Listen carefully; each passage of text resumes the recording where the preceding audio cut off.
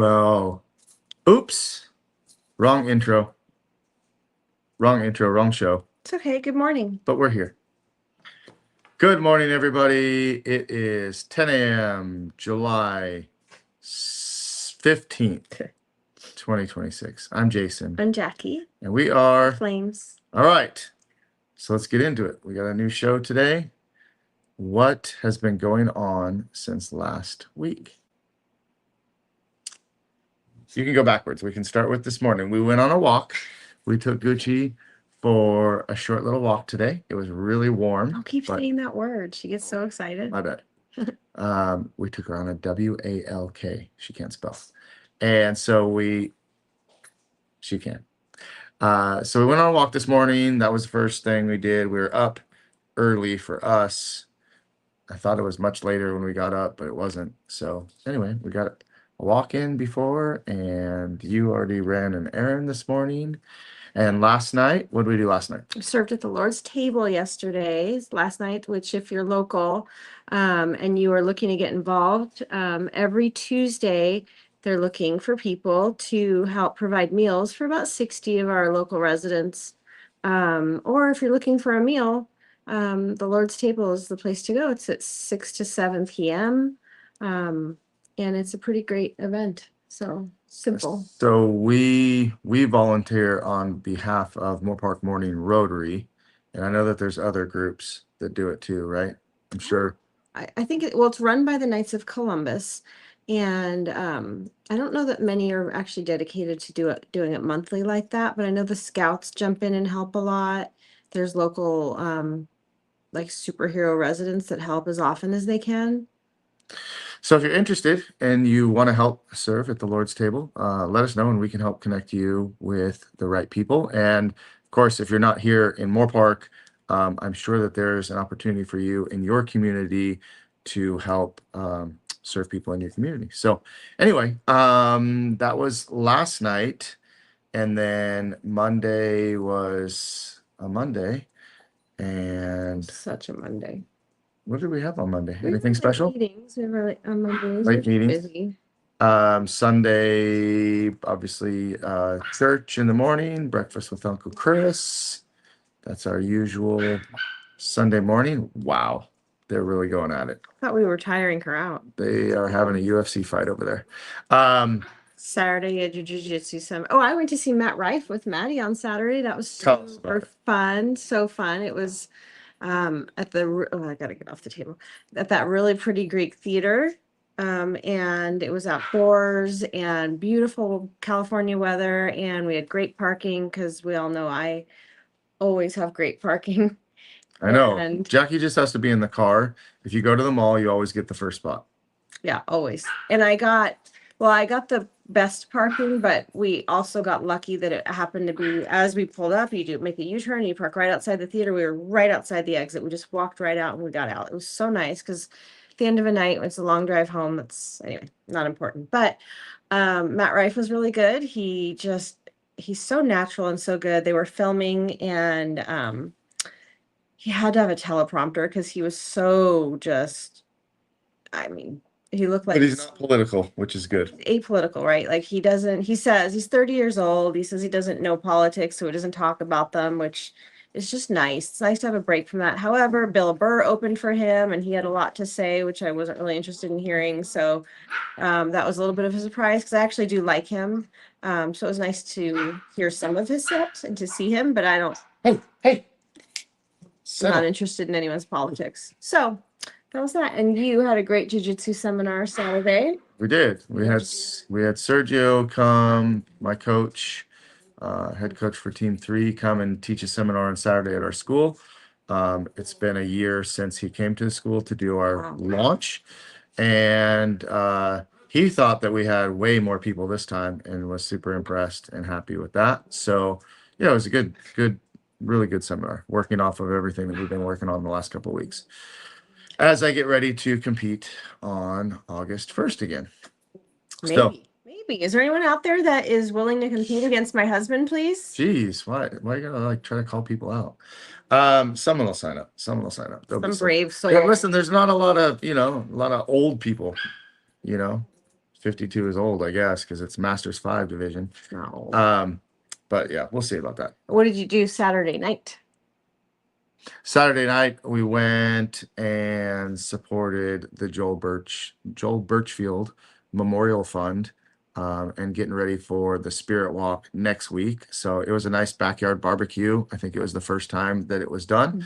And, several people from the community came out to support the Birchfield family.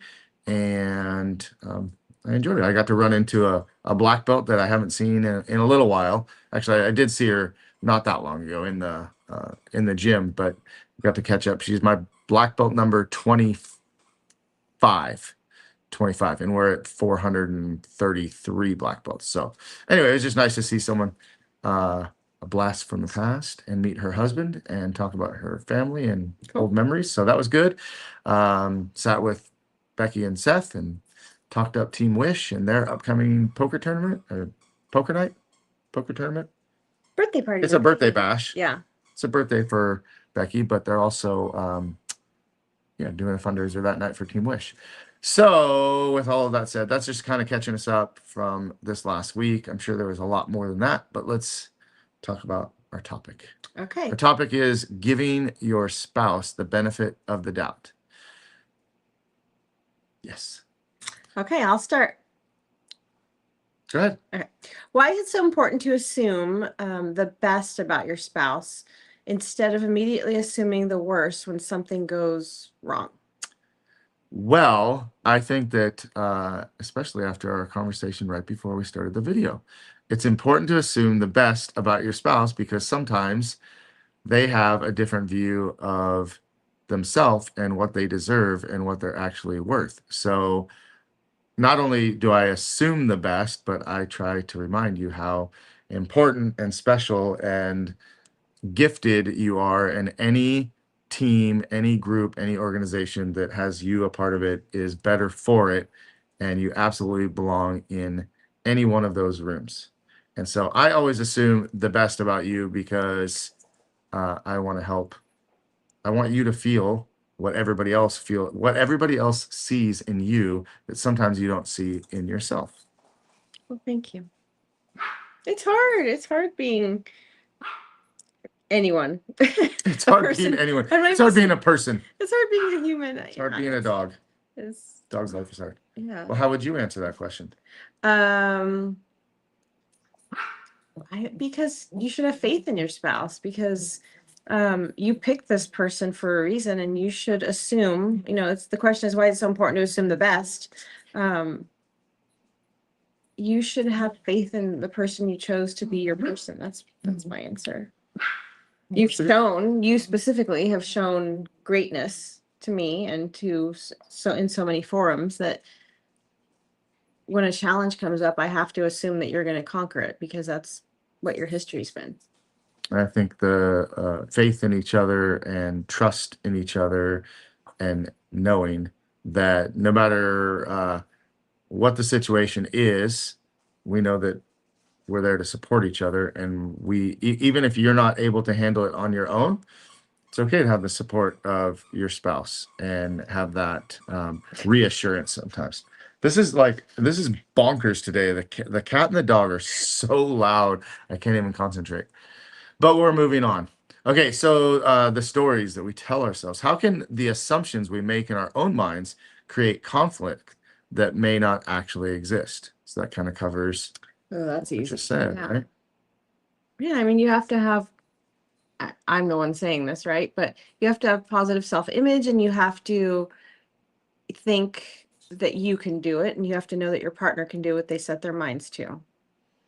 And I mean, and what you think in your mind is what you actually do. So if you're thinking, I'm not good at this or I don't belong here, then it's just going to be awkward and it's going to be uncomfortable. But when you go the other way and say, like, I'm made for this, I deserve to be in this room, you walk in with a different kind of confidence. And so I think that's the thing, is that our assumptions either make or break our confidence going into being successful. Because you could walk in and have all kinds of self-doubt, and other people are going to feel that self-doubt, and maybe they're going to doubt you, But when you walk in with the confidence, and they see that confidence, it also helps rub off on other people. When you start doubting yourself, people around you start doubting themselves. You start believing in yourself and you start having positive talk and positive self-image, as you said. They start to feel the same way. Okay. Responding instead of reacting. Oh, good one. When your spouse says or does something that hurts or frustrates you, what helps you pause long enough to seek understanding before reacting? I don't know. Can you help me with that? Because I'm not very good at that. The memes or the stories or reels or Surreal. whatever that we've been sending back and forth to each other. The one I sent this morning was a man walks into the room and says, "Honey, you look so beautiful, and I'm so lucky to be with you, and it's going to be such a great day." And she said, "What the hell are you looking at? Why are you staring at me?" And so I sent that to Jackie, and I thought that was funny because sometimes it doesn't even matter what the situation is. It's just that spicy, spicy little response you give. Nothing. Tracy, maybe we're late to that. But what was that in response to? What was that last question? You said nothing. But yeah, I think When your spouse says or does something that hurts your feelings, what do you do? Nothing. I mean, sometimes that's me. Like, just no reaction is sometimes the best reaction because I hurt your sometimes, feelings. I mean, I frustrate you. okay, listen.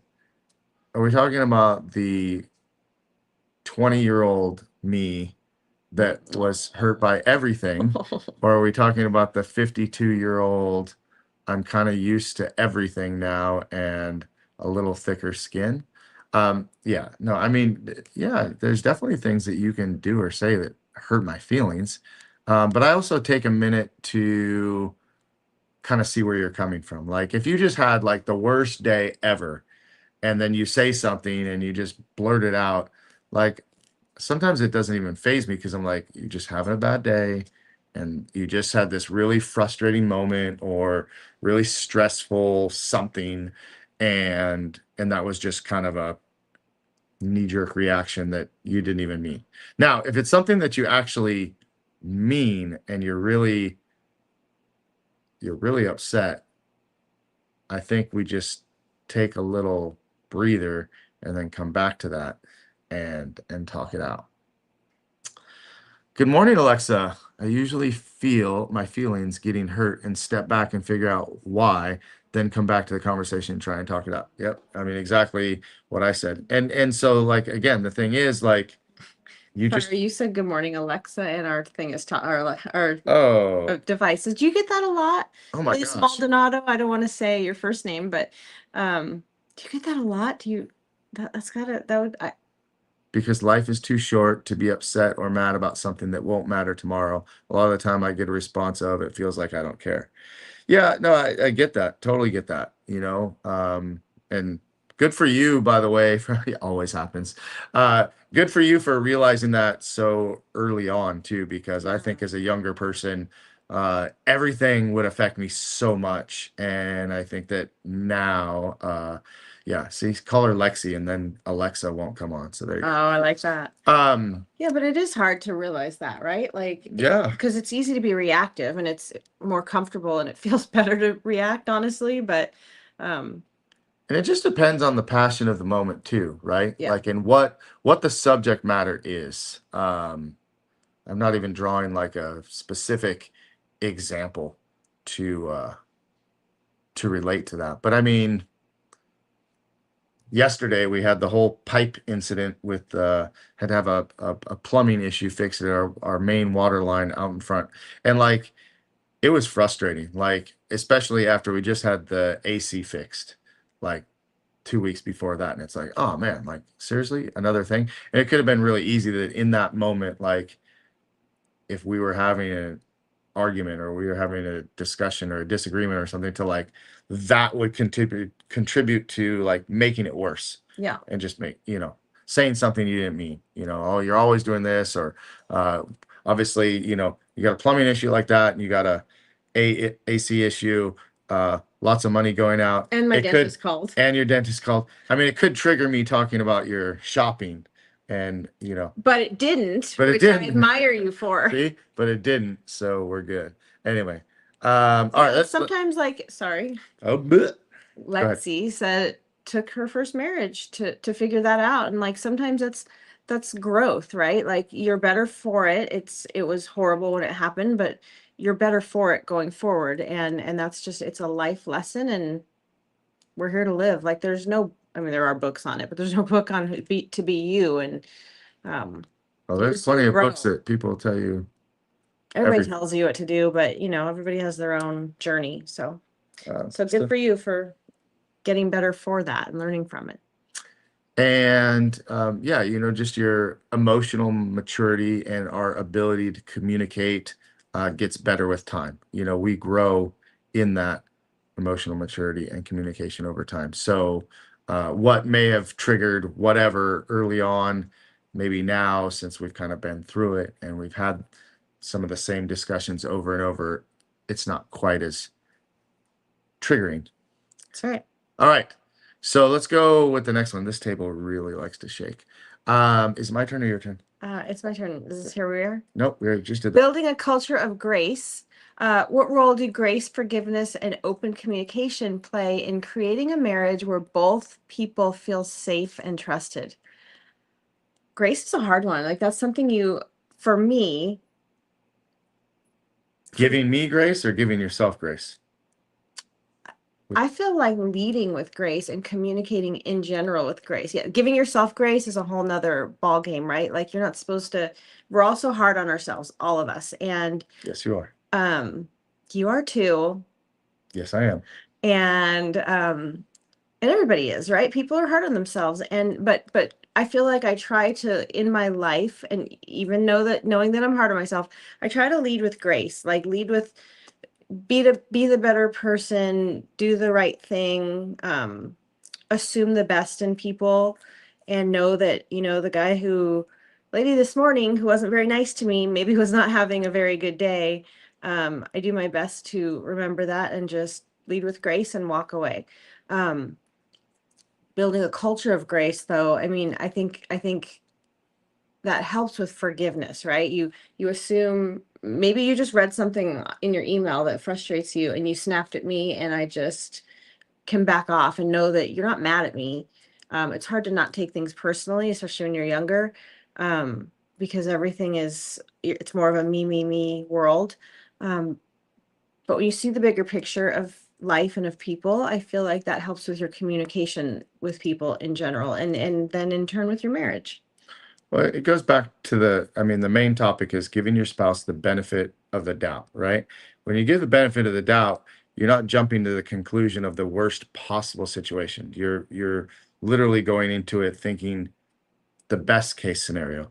And so, whether it's a situation or a conversation or um, frustrations, you know, uh, you have to forgive. It's I mean, how long?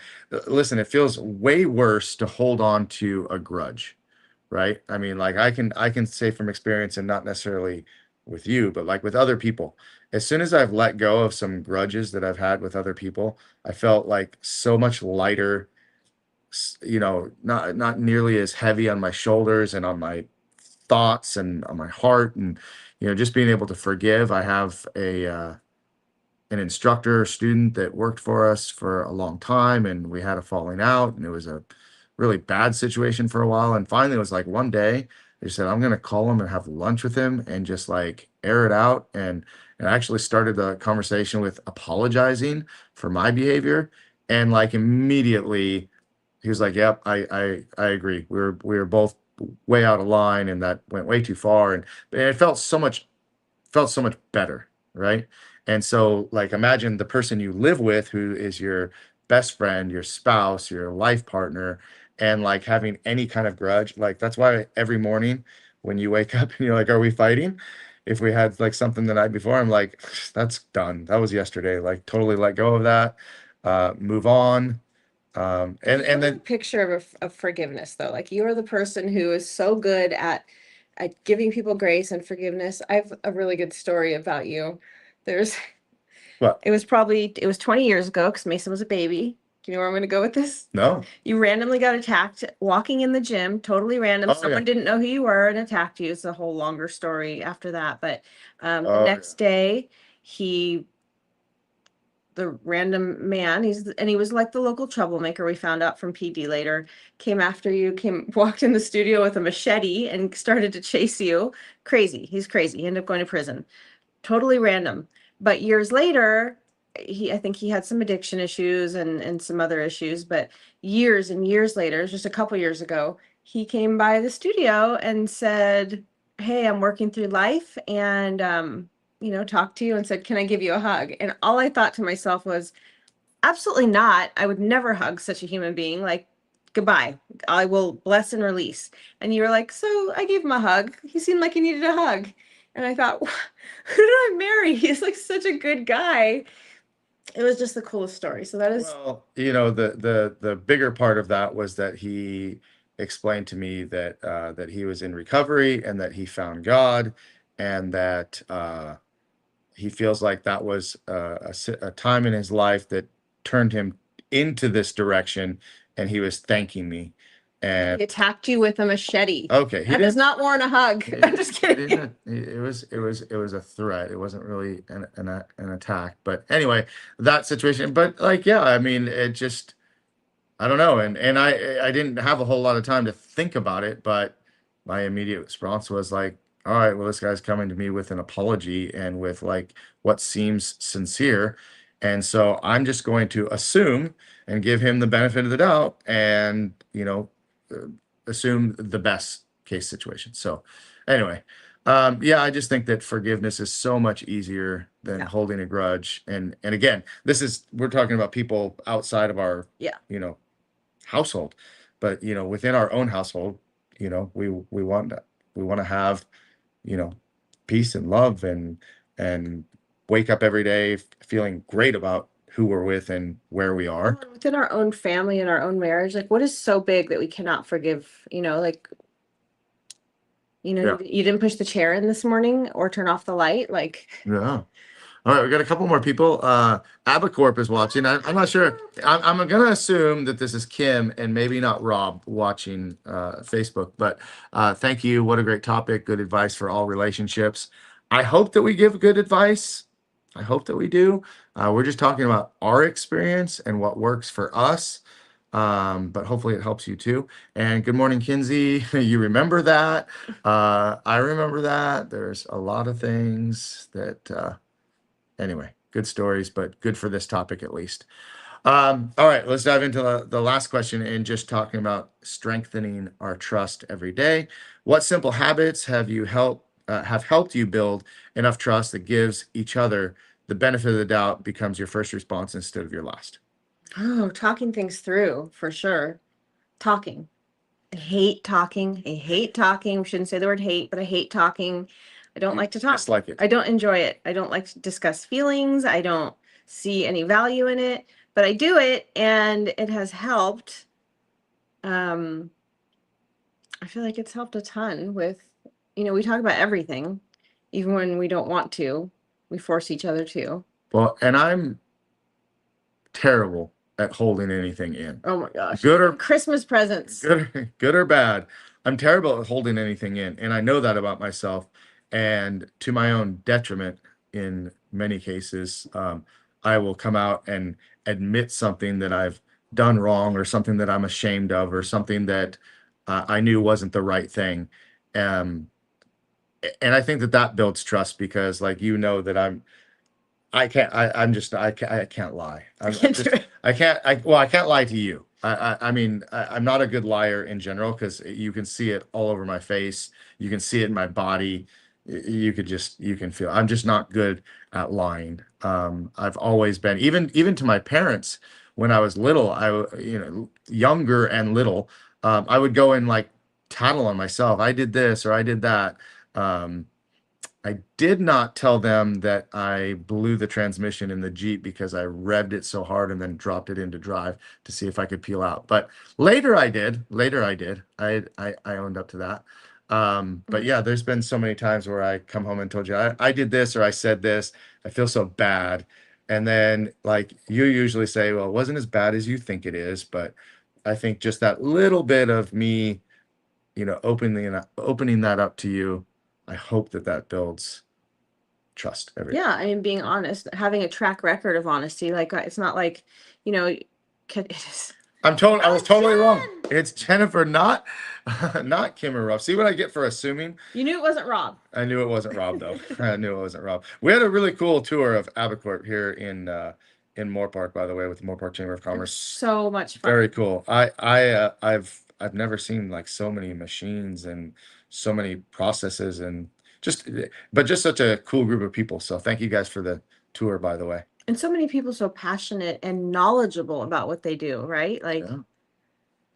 so impressive. Anyway, I think we've got a good track record. I think if you start to build, like even, talking to people who are struggling with not having trust in their marriage, I think that you can always rebuild it, right? Like you can always rebuild that in your marriage. I try within my marriage, I don't use the term dead to me in other relationships. When I'm done, I'm done. But you have given me no reason to not trust you.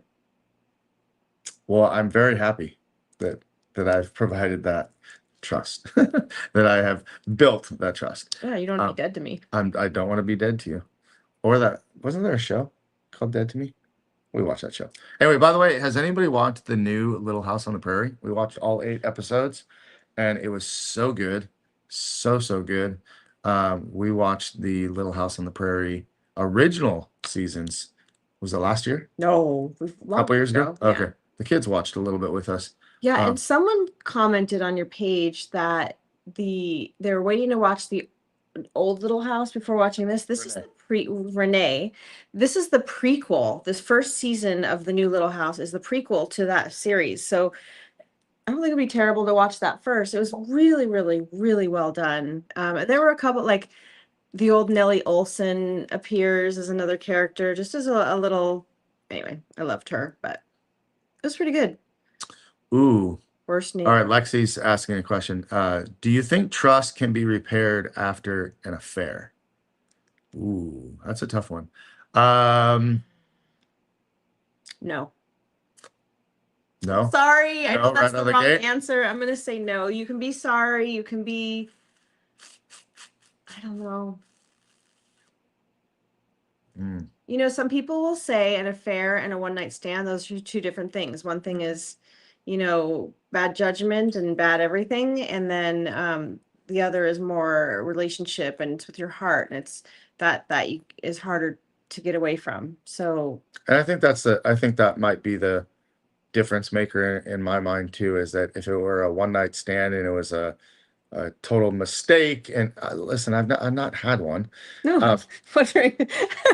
But I'm saying if it was a drunken mistake or like just a bad situation and it was one time, that's far different than an affair that goes on for any period of time, because you can make a bad choice, but then once you continue to make that bad choice over and over and over, I think that's where that trust may not be able to be repaired. I mean, uh, for every couple, I think that I would be in a ditch in the middle of the desert if I did, because Jackie would just call her brothers and they'd bring shovels and lime, Yeah. and I'd just be in the desert. Lime and- Shovels and lime, you got to have the two. What about you hear people who they go through, the husband is or the spouse who did it, whomever is so sorry they find a church group, like say it's a man, and they find a men's church group and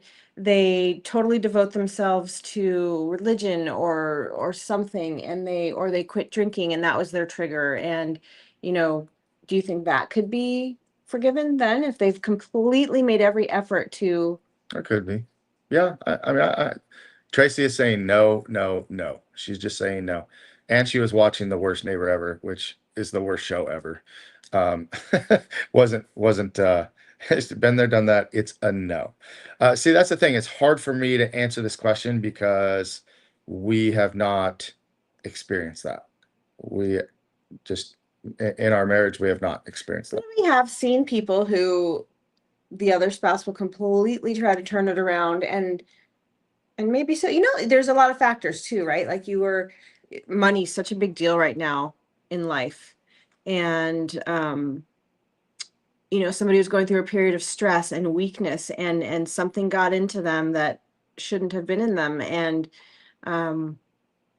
there's a lot of factors. I mean, what are they having alcohol issues? Are they having drug issues? Making bad choices altogether that I don't know, but if they turn their life over and start a new chapter, God bless them. I wish them nothing but the best, but I just can't be a part of their can't see that. Their new I believe in God can't- process. Got it. Okay, got it. Yeah, that's probably not a great question for us. Just because I'm not here to judge anybody on what they do, because like, hey, if someone had an affair and they repaired their marriage, like I'm all for that. For me, marriage is a sacrament, and marriage is a Commitment. decision, commitment for life. I don't believe in divorce. So If I started beating you, or like, yeah, I know. See, these are the questions that get really hard.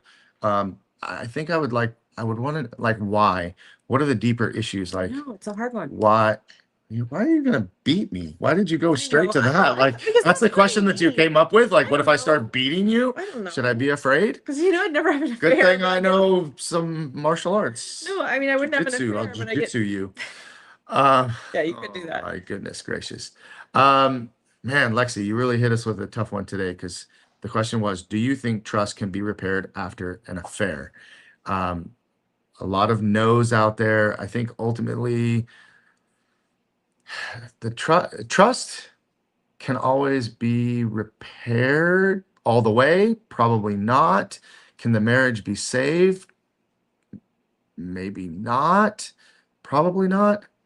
Yeah, then are you watching their phone? Are you, yeah, I'm glad we can't relate. Yeah. Are you watching their phone? Are you going to find yourself doing all the things where you're always like, why is he home a little later? Why did he turn his location off? Why, or she? My location is always on.